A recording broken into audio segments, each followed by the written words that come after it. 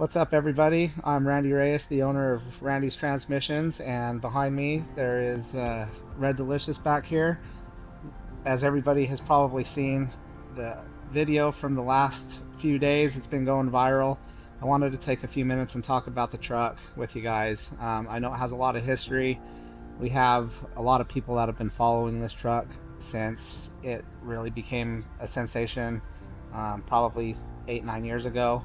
And that all started with basically how I got into this truck was I had sled pullers coming to me that were starting to increase in power. They really needed a transmission to back it up. And so I had met Wade, actually way back in the day. He was one of my very first customers that was running high performance diesels, and he came to me and we worked together on how to make these things better. And I did as much as I possibly could with him, and I realized quickly that I needed a truck to do some R&D on. And I happened to come across Red Delicious. A lot of people don't know, when I bought this truck, it had a blown motor, and it actually took out the transmission as well. The crankshaft had broke, and it was a really good deal. I was super excited.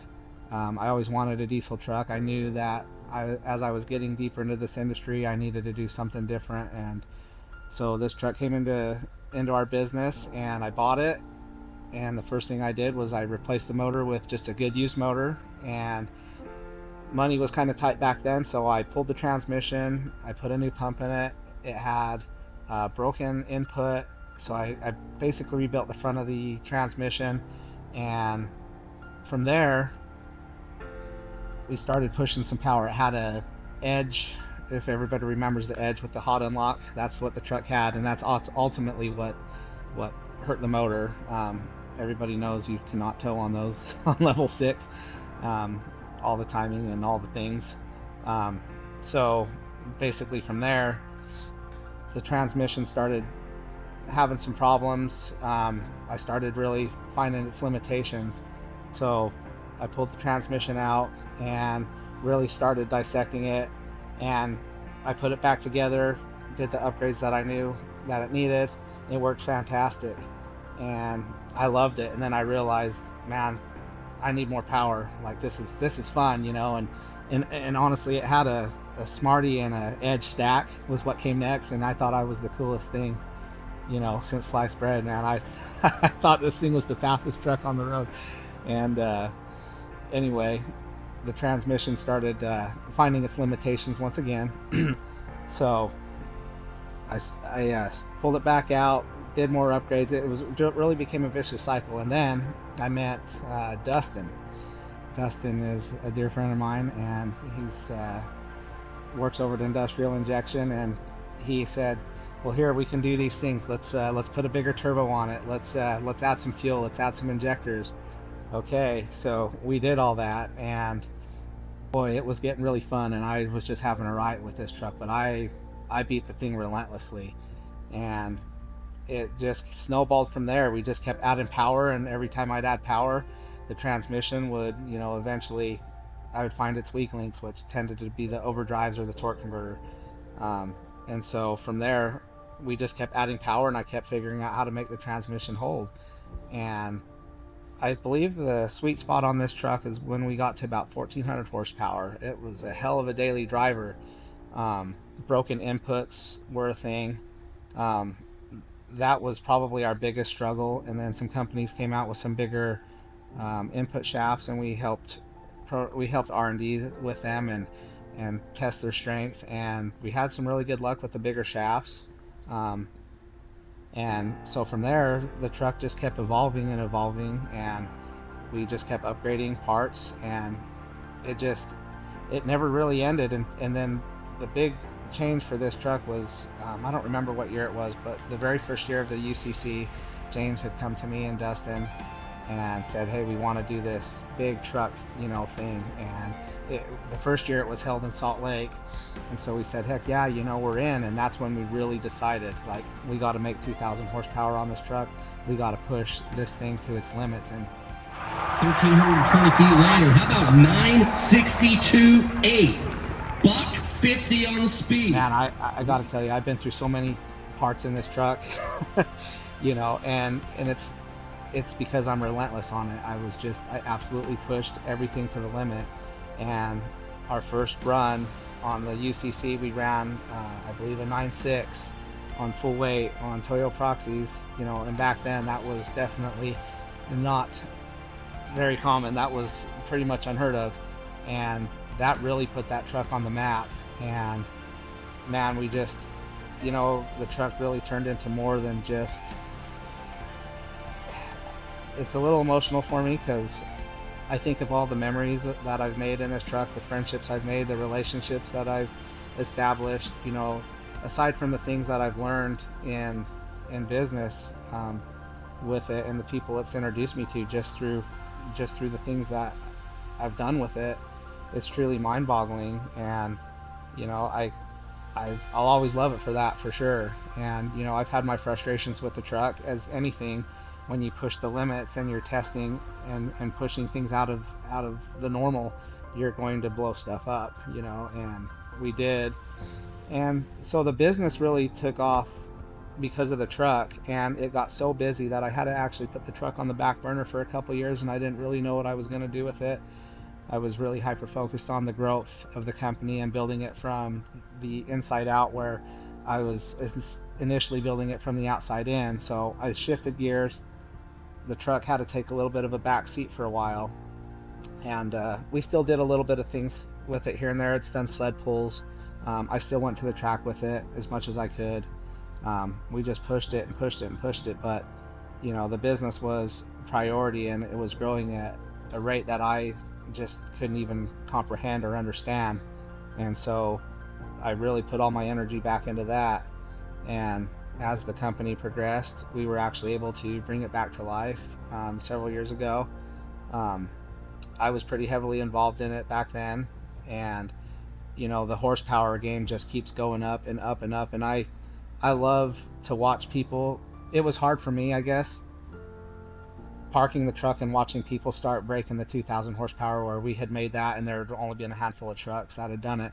People started breaking the record where records are meant to be broken. That definitely ignited me, and I wanted to bring it back and keep pushing further. You know, this industry is my life, and I really wanted to still be a part of that growth and the learning. And so we brought it back, and we have worked hand in hand with industrial. Those guys are just simply amazing down there, and we just push the envelope together. They know that we're going to go out and we're going to push it to the limit, test their products. A lot of trial and error. And the thing that's changed over the last, I would say, 4 years especially, is we used to put stuff in and beat it and see how it worked. That's changing now. It's more there's more technology than ever before behind the reasons why, you know, changes are made and things happen. And it's just been really cool to see the evolution, and you know, we're glad to be a part of it. And you know, I love the diesel industry. I love a lot of things about it. There's things that I struggle with in it, for sure, but I think that for the most part, there's a lot of good people in the industry, and because of this truck, I've met so many great people, and I'm very grateful for that. And the truck's such a key component into that. I'm really trying to decide what to do with it. This was a pretty catastrophic failure. Did a lot of damage. You know, the business is still growing. Just it's growing so fast still. It's consuming a lot of my time. My right-hand man, Nick, was able to take over the race program for me about a year ago, and he's been basically taking care of the truck. Him and Chase over at Industrial Injection are really the key components now in this, and they have the love and the passion for it, and I think it's just awesome. And I want to try to keep it going, but you know, I have to really pay attention to the business, and so we'll see where it goes. I don't know where the future is for this truck yet, but is it possible we come back with a billet block and we revive this thing? It is possible, but those are big decisions that I still have to decide if I'm going to go down that route or not. So as everybody knows that's been following this truck, I do a lot of crazy stuff in it. Well, I used to. Um, I've done some really rowdy stuff in this thing, and I think the number one video that stands out for most everybody is our sand dunes. They're called Little Sahara Sand Dunes. Um, my buddy Garn was camping with me, and somehow we got into this bright idea. He said, "Hey, we should let's race this thing up Sand Mountain." And he had a KTM 450 that was hopped up, and I said, "All right, So I had some mutters on it, and we aired it down. And I think this was when the truck was, I'm gonna want to say it was maybe around 1,400 horsepower. I was still towing my trailers with it." And so we lined them up, and it took me a couple tries. I kept stuffing the chargers out at the beginning, and as anybody that's been on that mountain knows, it's pretty bumpy on the bottom. So obviously the truck's not a race ready truck for off-road, so it was pretty violent. Anyway, I carved out the side of the mountain and hit that thing, in second gear, red line, hit the lockup, and man, I let that thing eat. And my buddy was on his KTM 450, and it was like I took off from him like he was standing still. Like it was not even close. And I hit the top of that mountain. I wish we would have had a radar gun on it, but I had been doing close to 80 miles an hour pretty easily. I was in third gear, pretty much almost on the rev limiter, and it was spinning hard, and got to the top. It kicked some coolant out. All in all, everything survived. We got it back down the mountain. I hitched up my trailer and drove it home, and that video went really viral. I would want to say that's probably the most impressive video that really put this thing on the map. And from there, man, just all the antics were still coming. We were doing, I always boost launches and all sorts of things, and burnouts, and everything you could imagine. And that really sticks out. I think people still reference that video when they think of Red Delicious. And it's actually interesting how that truck got that name. I was at a sled pull. I don't remember, this was some years ago, and the announcer actually was throwing out some names, and he threw out Red Delicious, and that actually kind of stuck. And it was literally the announcer at one of the sled pulls that threw that name out. It's actually really cool, and ever since then it's been Red Delicious. Red Delicious really opened up a lot of doors for me. Once again, I reference back to industrial injection in Dustin. If it wasn't for this truck, I would have never made all these connections that I have today. I've made lifelong friends through this truck, and it really put my name on the map. And man, I've met people, that just want to be a part of it. A lot of vendors and stuff, and manufacturers that just, it's been a hell of a ride for sure with this truck, but it's been such a big component to the business. I mean, being in the magazines, being all the things that I've done with it, and the social media and the marketing, and just getting our name out there. It's just, without it, the business wouldn't be where it is today. That's no question about it. And so that's why, I do have a lot of love for it still in that way, even though it's a love-hate relationship sometimes. I mean, the truck can be a thorn in my damn side when it doesn't want to cooperate, no matter what we do. And, I think that truck has changed a lot of people's lives. It's changed my life for sure. It's not just a truck. It's built so much camaraderie. It's put, my guys love it. They're proud of it. They're excited about it. I know I have a lot of customers and friends and followers and supporters that just absolutely love seeing this thing go out and do its thing. I mean, I love when the little kids want to sit in the truck and they want to see the things, and I think that's so cool, because the younger generation really is the key to our industry's future, and keeping them excited about it, that's a big deal. My most memorable moment in Red tends to wrap around my kids and the smile on their face when I would hit that throttle and hit that lockup switch. And I got some videos up too, for sure, and man, that was priceless. I think that's probably that is my most memorable memories. My kids loved that thing. You know, they thought it was the coolest thing ever, and scaring the living shit out of them. You know, launching it down the road and watching them hang on for dear life, and just their shit-eating grins. Man, that was I think that sticks with me, and that's probably always going to be that way for sure. So I just want everybody to know I've read a lot of the comments and the overwhelming support from people, and it's truly just humbling to see how much you know, one truck can change. It really is an icon of the diesel industry. It really is. And you know, at the end of the day, no matter what we decide with the truck, the business is going to continue to evolve. We are always going to push R&D. Times are changing, technologies are changing. We've really heavily invested into the latest and greatest state-of-the-art equipment to make sure that we can bring the best product to our customers possible. This truck was a key component in that in the beginning. Obviously now we're dealing with 6 speeds, 8 speeds, and 10 speeds.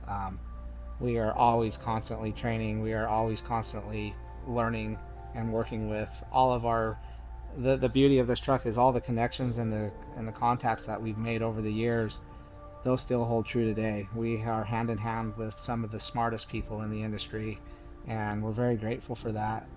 A lot of people have entrusted us for 16 years to provide transmissions and everything surrounding that, you know, and that's a big deal to me. You know, we've been around for a long time now, and we've grown substantially, and we're not going anywhere. We're only going to get better and better, and no matter what the future looks like, our number one goal is always been and always will be customer service and staying ahead of the curve and bringing the best products possible to the market. So we really appreciate all your guys' support, man. We just, at this point, we have tens of thousands of customers, and to see the unwavering support online and through referrals, and just, it really is humbling and amazing to see the amount of support that everybody gives us. And we wouldn't be here today if it wasn't for that, and we most certainly wouldn't be the size we are, and there's really no end in sight. We're just getting started. I wanted to take my last final moments to thank everybody once again for all the support. We really appreciate all of our customers, our supporters, our vendors, our friends to this company. We couldn't do this without you. We're beyond grateful, and honestly, at the end of this video, after 30 minutes I think I've been filming, I say let's fucking bring this thing back. Let's do it. Let's go! Yeah! I'm out! I'm out! Fuck this guy.